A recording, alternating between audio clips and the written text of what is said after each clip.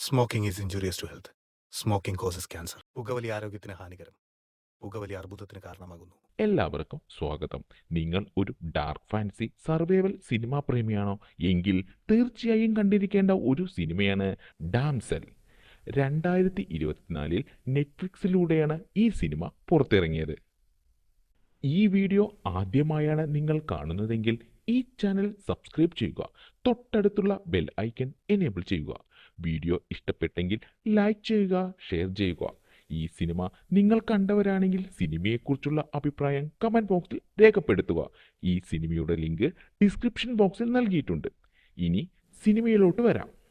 Juan Carlos ഫ്രെസ്നാഡെല്ലോ സംവിധാനം ചെയ്ത് Dan മസിയോ എഴുതിയ 2024 ഒരു അമേരിക്കൻ ഡാർക്ക് ഫാന്റസി ചിത്രമാണ് ഡാംസെൽ. ഒരു രാജകുടുംബത്തിന്റെ പുരാതന കടങ്ങൾ വീട്ടാൻ താൻ ഉപയോഗിക്കപ്പെടുകയാണെന്ന് മനസ്സിലാക്കാൻ വേണ്ടി മാത്രം വിവാഹാലോചന സ്വീകരിക്കുകയും ഇപ്പോൾ അഗാധത്തിൽ പതിയിരിക്കുന്ന വ്യാളിയുടെ ആക്രമണങ്ങളിൽ നിന്ന് രക്ഷപ്പെടുകയും ചെയ്യേണ്ടിവരികയും ചെയ്യുന്ന എലോഡി എന്ന യുവതിയുടെ വേഷത്തിലാണ് മില്ലി ബോബി ബ്രൗൺ അഭിനയിക്കുന്നത്. Ray Winstone, Nick Robinson, Shohreh Aghdashloo, Angela Bassett, Robin Wright എന്നിവരാണ് മറ്റ് പ്രധാന അഭിനേതാക്കൾ. നൂറ്റാണ്ടുകൾക്ക് ശേഷം ബേഫോർഡ് പ്രഭുവിന്റെ മകളായ എലോഡിക്ക് ഔറിയയിലെ രാജ്ഞി ഇസബെല്ലിൽ നിന്ന് തന്റെ മകൻ പ്രിൻസ് ഹെൻറിയെ വിവാഹം കഴിക്കാനുള്ള നിർദ്ദേശം ലഭിക്കുന്നു. അവളുടെ പിതാവിന്റെ നിർബന്ധപ്രകാരം എലോഡി വിവാഹത്തിന് സമ്മതിക്കുന്നു. അങ്ങനെ അവളുടെ വധുവില അവരുടെ ദരിദ്രരായ ആളുകളെ സഹായിക്കാനാകും. ഔറിയയിൽ എത്തിയപ്പോൾ എലോഡിയും ഹെൻറിയും തുടക്കത്തിൽ പരസ്പരം താൽപ്പര്യമില്ലാത്തവരായിരുന്നു. പക്ഷേ യാത്ര ചെയ്യാനുള്ള ആഗ്രഹം പങ്കിടുന്നതിനാൽ അവർ ബന്ധം സ്ഥാപിക്കാൻ തുടങ്ങുന്നു. എലോഡിയുടെ രണ്ടാനമ്മയായ ലേഡി ബേഫോർഡ് ഇസബെല്ലിന്റെ രാജ്ഞിയുടെ ഉദ്ദേശ്യങ്ങളെക്കുറിച്ച് സംശയിക്കുന്നു. വിവാഹനിശ്ചയം അവസാനിപ്പിക്കാൻ എലോഡിയോട് നിഷ്ഫലമായി അപേക്ഷിക്കുന്നതിലേക്ക് അവളെ നയിക്കുന്നു. വിവാഹശേഷം എലോഡിയും ഹെൻറിയും മലനിരകളിൽ ഒരു പുരാതന ആചാരത്തിൽ പങ്കെടുക്കുന്നു. അവരുടെ ഐക്യം ആഘോഷിക്കാൻ വേണ്ടിയാണിത്. തന്റെ ജനങ്ങൾക്കും വ്യാളിക്കുമിടയിൽ സമാധാനം ഉറപ്പാക്കാൻ തന്റെ 3 പെൺമക്കളെ ബലിയർപ്പിക്കേണ്ടി വന്ന ആദ്യത്തെ രാജാവും വ്യാളിയും തമ്മിലുള്ള ഉടമ്പടി ഇസബെൽ വിവരിക്കുന്നു. അവരുടെ കൈപ്പത്തികൾ മുറിച്ച് ഒരുമിച്ച് പിടിക്കുന്ന ഒരു ചടങ്ങിന് ശേഷം ഹെൻറി എലോഡിയെ വ്യാളിയുടെ ഗുഹയ്ക്ക് മുകളിലൂടെ ഇടുങ്ങിയ പാതയിലൂടെ കൊണ്ടുപോകുന്നു. തുടർന്ന് ഇസബെല്ലിന്റെ നിർദ്ദേശപ്രകാരം അവളെ അഗാധത്തിലേക്ക് എറിയുന്നു. വീഴ്ചയിൽ നിന്ന് കരകയറുമ്പോൾ താൻ ഒരു യഥാർത്ഥ ത്യാഗിയാണെന്ന് എലോഡി മനസ്സിലാക്കുന്നു. ഡ്രാഗണിന്റെ കാലിൽ പൊള്ളലേറ്റതിനുശേഷം അവൾ അതിൽ നിന്ന് രക്ഷപ്പെടുന്നു. തിളങ്ങുന്ന പട്ടുനൂൽ പുഴുക്കൾ നിറഞ്ഞ ഒരു പ്രകാശമുള്ള ഗുഹ കണ്ടെത്തുന്നു. അത് അവൾ ഒരു പ്രകാശ സ്രോതസ്സായി ശേഖരിക്കുന്നു. Safe here she Kant reach എന്ന കുറിപ്പും മുൻകാല ഇരകളുടെ പേരുകളും ചുമരിൽ കൊത്തിയെടുത്ത ഒരു ഭൂപടവുമുള്ള ഒരു അറയിൽ എലോഡി എത്തുന്നു.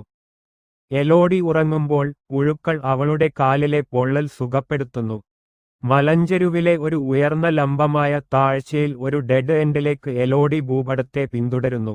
രാജകീയ ത്യാഗങ്ങളുടെ കാരണം വിശദീകരിച്ചുകൊണ്ട് അവൾ മരിച്ച ഡ്രാഗൺ കുഞ്ഞുങ്ങളുടെ അവശിഷ്ടങ്ങൾ കണ്ടെത്തുന്നു. ലോർഡ് ബേഫോർഡിന്റെ നേതൃത്വത്തിലുള്ള ഒരു രക്ഷാസംഘം എത്തുന്നു. ലോർഡ് ബേഫോർഡ് ഉൾപ്പെടെയുള്ളവരെ ഡ്രാഗൺ കൊല്ലുന്നു. പക്ഷേ വ്യാളിയുടെ ശ്രദ്ധ വ്യാളി മലയിൽ നിന്ന് രക്ഷപ്പെടാൻ അനുവദിക്കുന്നു. രക്ഷാസംഘത്തിന്റെ കുതിരകളിൽ ഒന്നിനെ അവൾ എടുത്ത് ഒരു പാറക്കടിയിൽ ഒളിക്കുന്നു. ഡ്രാഗൺ ചുറ്റുമുള്ള പ്രദേശം ഒരു പരാജയ ശ്രമത്തിൽ കത്തിക്കുന്നു. എലോഡിയുടെ ത്യാഗം പരാജയപ്പെട്ടു എന്ന ഭയത്താൽ ഇസബെൽ പകരക്കാരനായി എലോഡിയുടെ ഇളയ സഹോദരി ഫ്ലോറിയയെ തട്ടിക്കൊണ്ടുപോകാൻ ശ്രമിക്കുന്നു. നിരാശയായ ലേഡി ബേഫോർഡിൽ നിന്ന് ഇത് മനസ്സിലാക്കിയ ശേഷം ഡ്രാഗൺ അവളെ ഇരയായി ജീവനോടെ ഉപേക്ഷിച്ചു.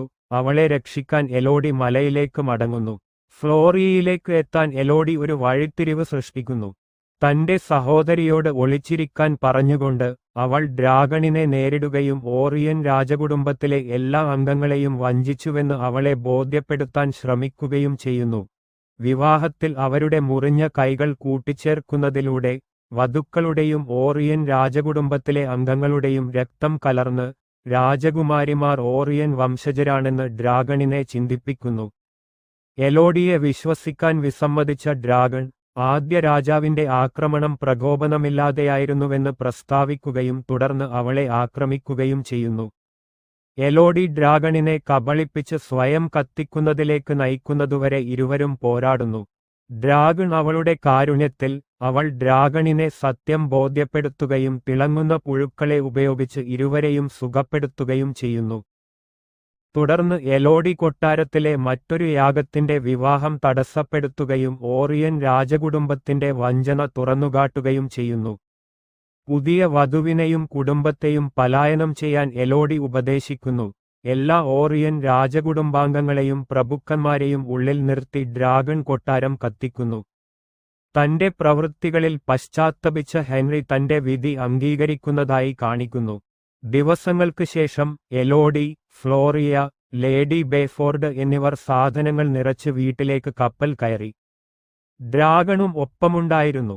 തന്റെ പിതാവിനെയും തന്റെ മുന്നിലുള്ള നിരപരാധികളായ പെൺകുട്ടികളെയും കൊന്നതിനും അവളുടെ ജീവൻ രക്ഷിച്ചുകൊണ്ട് അവളോട് ഡ്രാഗൺ കരുണ കാണിച്ചതിനും പ്രതികാരമായി എലോഡിയുടെ രാജ്യത്തിന്റെ സംരക്ഷകനായി ഡ്രാഗണായിരിക്കും അദ്ദേഹം പ്രവർത്തിക്കുക.